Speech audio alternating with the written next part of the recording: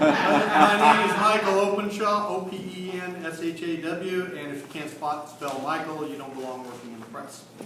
I am here today. I started out by talking to my wife, who is visiting her family in Taiwan, her mother and brother. I sent money to my Ugandan daughter, who I've been working with the Ugandan relief efforts for over 11 years.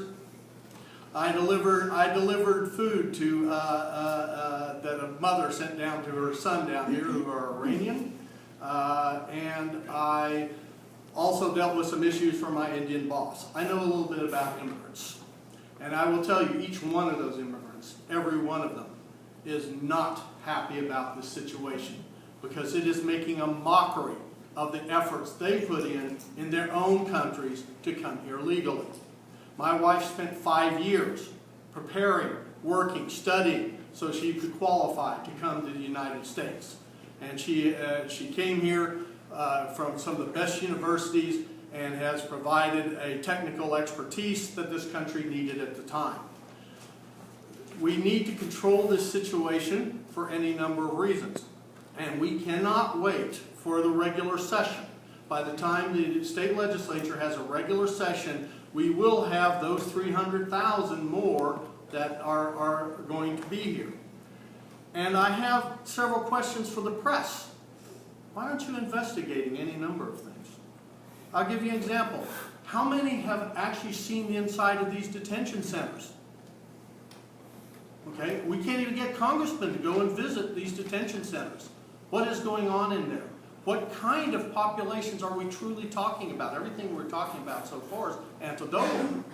We're not getting facts and figures from the Health and Human Services, the people holding these people. This is the type of stuff that the press used to investigate and demand to have access. That is the type of thing that we would ask that the press be involved in. Some other things is these disease situations. My first career, I'm a computer hack at the moment, but my first career was as a medical microbiologist. We do have some concern for disease states that are coming across the border. We do know, through again partially anecdotal information, about some of what have been detected in the people that have been apprehended. What about those that have not? Also, come September, the school systems, particularly in Hispanic areas, are going to be in a flaming disaster. Do we have enough Spanish-speaking teachers now for those people? No, we don't even have enough for them. It is those school districts that will suffer the greatest harm from this influx that is uncontrolled. We need to control it. We need to call a special session so that the legislature can act on some of this.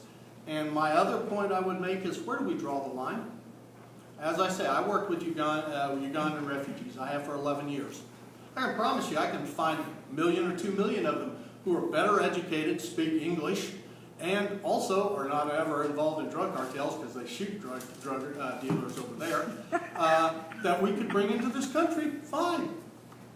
Do we need to do that? No. We need to help these people where they are, because we can do it far more cost efficiently. We need to send these kids back. We need to keep track of those people who are concerned about them, need to keep track and help them in place. And that is my recommendation. Thank you very much.